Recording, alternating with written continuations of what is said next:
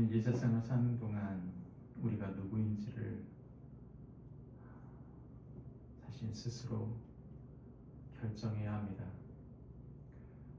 내가 어떤 사람으로 살 것인지, 내가 어떤 정체성으로 나의 인생을, 그 가치관을 가지고 살 것인지를 결정하며 사는 것이죠. 내가 가지고 있는 그 정체성, 내가 가지고 있는 그 꿈, 내가 가지고 있는 그 삶의 방식은 모두 한 방향을 향하게 되어 있습니다. 우리가 믿음을 가졌다는 말은 단순히 교회를 다녔다, 그것을 말하는 것이 아닙니다. 하나님을 믿는다, 그 말은 하나님 그분이 우리의 창조주이시며 우리의 구원자이시며 우리의 왕으로서 심판하실 분임을 우리는 믿습니다. 이 믿음이 우리의 삶의 방식을 결정합니다. 이 믿음이 우리가 무엇을 위해 사는지가 결정되는 것이죠. 이와 달리 세상은 하나님이 없기에 세상의 욕망으로 가득합니다. 더 많이 가지고, 더 많이 누리고, 더 많이 이룰 수 있다면 그것이 복이라고 생각하고, 그것이 자신의 가치관이며 그것이 자기 자신을 높이기도 하고 낮추기도 한다고 생각하는 것이죠. 오늘 우리가 읽은 성경 본문은 아브라함이 어떤 사람인지를 이야기해 주는 동안 세상과 아브라함의 관계를 그 상황 속에서 알려줍니다. 우리가 읽은 성경 본문 말씀을 한마디로 줄이면 이렇게 말할 수 있습니다. 성도는 하나님 주신 승리에 대해 하나님께 영광을 돌리는 자이다.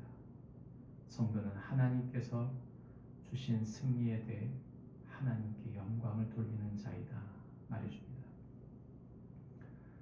1절부터 12절까지의 말씀은 성경 전체 속에 세상 전쟁 속에서 포로가 된 롯에 대한 이야기를 해줍니다. 13절부터 16절까지는 롯 한 사람을 인해 전쟁에 참전한 아브라함과 그 종들에 대한 이야기를 해주고 있습니다. 17절부터 마지막 24절까지의 말씀은 멜기세덱에게 11조를 드리고 세상의 욕심을 버린 아브라함을 이야기해주고 있는 것이죠. 우리가 세상을 사는 동안 세상은 끊임없는 갈등, 특별히 서로 더 확장되고 축소되는 나라들의 전쟁이 끊임없다는 것을 보게 됩니다. 그것은 비단 나라들의 전쟁뿐만 아닙니다. 사업들의 크고 작아짐, 지역들의 크고 작아짐을 살펴보면 그 모든 것은 항상 갈등과 전쟁 상황인 것이죠. 이런 갈등은 어디에서 일어나는가? 항상 가난한 곳에서 일어나기보다는 무엇인가 더 많이 가지고자 하는 곳, 즉 풍요로운 곳에 일어나기 쉽습니다. 우리는 어제 13장에서 롯이 소돔과 고모라, 좋아 보이던 그 풍요의 땅을 갔던 그 롯에 대한 이야기를 했습니다. 그 풍요한 땅에 전쟁이 일어난 것입니다. 서로 나라들이 연합하여 서로 더 좋은 땅에서 더 많은 것을 가지려 싸우고 있었던 그 사이에 롯이 있었던 것이죠. 고래 싸움에 새우등 터진다고 롯이 딱 그 짝입니다. 풍요를 누리러 갔는데 그곳에서 그런 갈등 속에서 그는 결국 이런 위기를 만나게 된 것입니다. 중요한 것은 그 롯이 아브라함의 조카라는 것입니다. 자신의 조카를 구하기 위해 아브라함은 318명의 자기 종들을 데리고 이 전쟁에 참여합니다. 사실 그저 한 사람이 아무리 거부를 하더라도 자기 종들을 데리고 전쟁에 참여한다고 하는 것은 무모한 짓일 것입니다. 칼과 활과 창으로 서로 싸우는 사람들 속에서 자기 종을 데리고 군인들과 싸운다. 그것은 무모한 일일 것이죠. 그러나 놀랍게도 아브라함은 그 사이에서 롯을 구해냅니다. 이 전쟁에서 그는 승리를 거두게 된 것이죠. 아브라함이 이렇게 놀라운 승리를 거뒀을 때 우리가 기억해야 할 것은 무엇인가? 다름이 아닙니다. 사랑하는 사람을 인하여, 한 영혼을 위하여 이 전쟁에 참여했다는 것입니다. 그리스도인들의 특징은 한 사람을 살리기 위해 모든 것을 집중하는 것입니다. 하나님은 그 한 사람에 집중하시기 원하시는 것이죠. 포기하지 않고 자기 목숨을 걸어 누군가를 살리는 일, 그것이 바로 예수님이 우리를 위하여 하신 일이고, 그것이 바로 그리스도인들이 이 땅을 살면서 하는 일들입니다.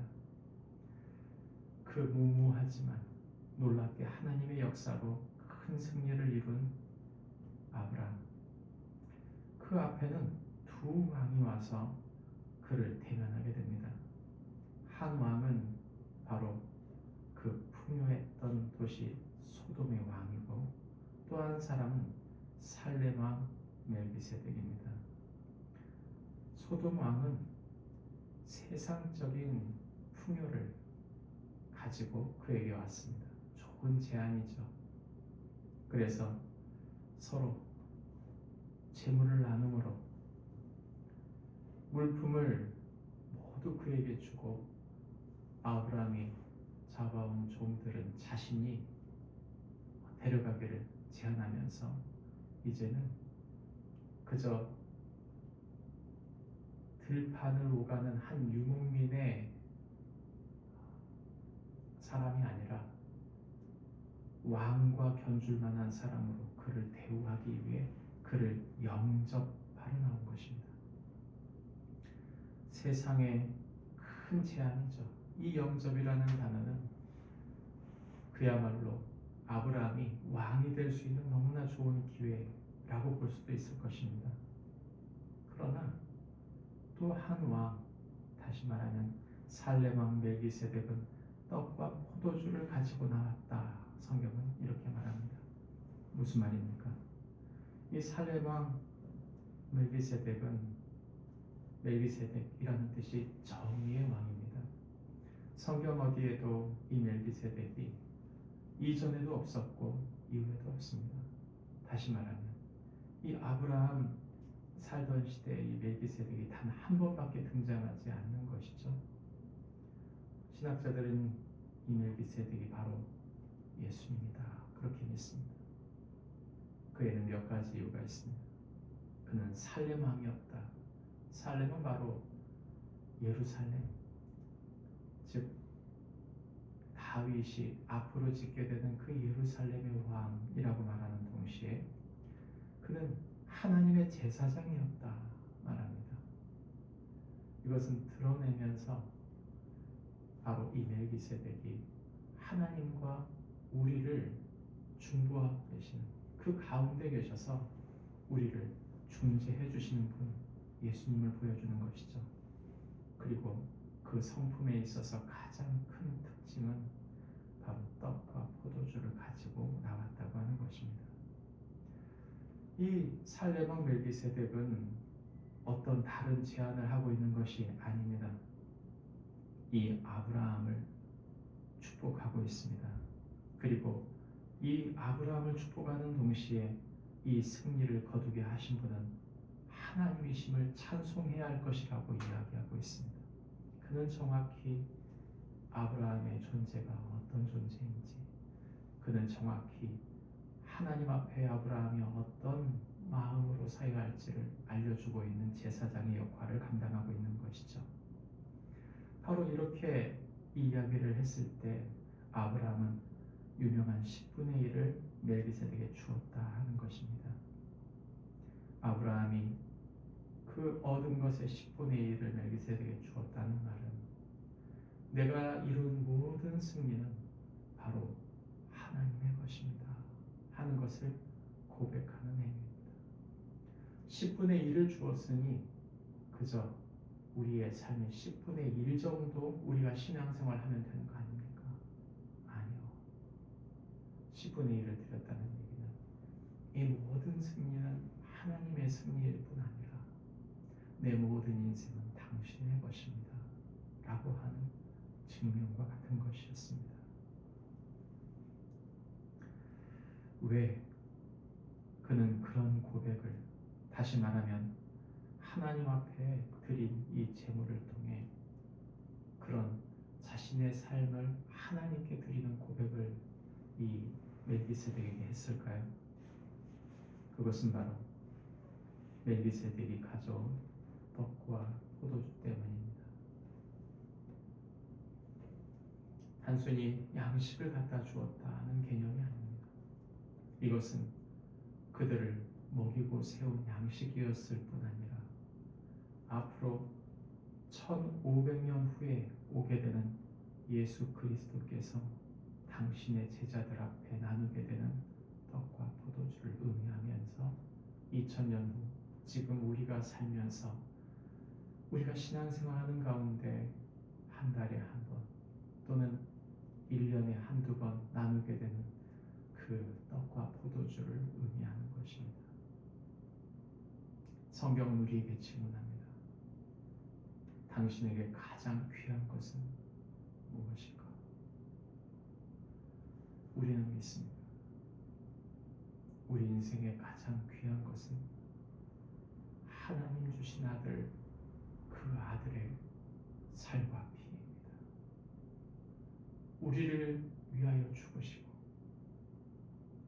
우리를 죄에서 사하시고 우리의 신분을 새롭게 할 뿐 아니라 우리를 하늘의 권세로 바꾸어 우리를 그리스도와 대속하신 사건, 그것은 바로 예수 그리스도 그분의 십자가에서 흘리신 피와 그 십자가에 달리신 당신의 몸이 우리를 전혀 새로운 사람으로 바꾸었기 때문입니다.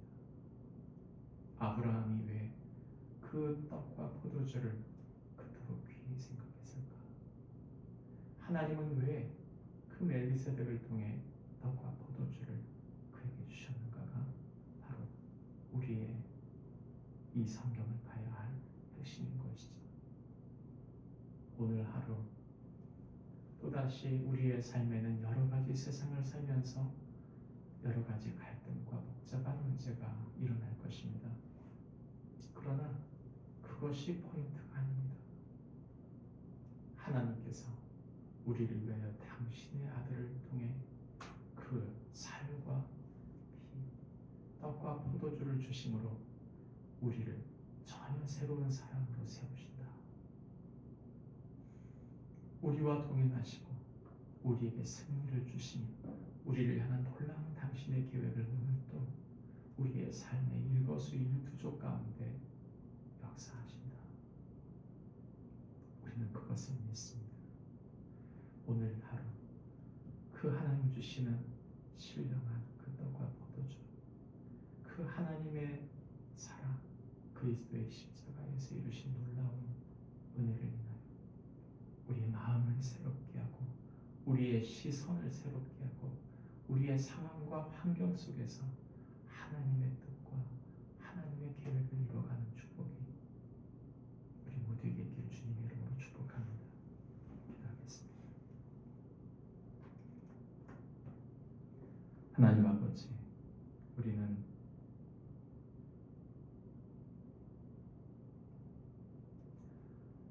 주님이 허락하신 승리에 도취되기보다는 때로는 우리의 삶의 깊은 고난의 좌절 속에서 눈물을 흘리기보다는 우리에게 주신 하나님의 신령한 양식, 하늘의 떡과 포도주인 예수 그리스도의 십자가 은혜를 바라봅니다. 그 사랑이 우리를 새롭게 합니다. 그 능력이, 그 지혜가 우리의 삶을 세상 사람들이 사는 삶의 방향과 전혀 다른 방식과 목적을 향해 살게 만듭니다. 하나님, 오늘도 주님과 동행하는 은혜가 있게 하여 주시옵소서. 십자가의 은혜로 우리 속에 베푸신 그 성찬을 기억하며 우리를 사랑하시는 그 당신의 사랑과 은혜 가운데 머물며 오늘 하루를 승리하는 축복이 우리 가운데 있게 하여 주옵소서. 예수님 이름으로 기도합니다. 하늘에 계신 우리 아버지,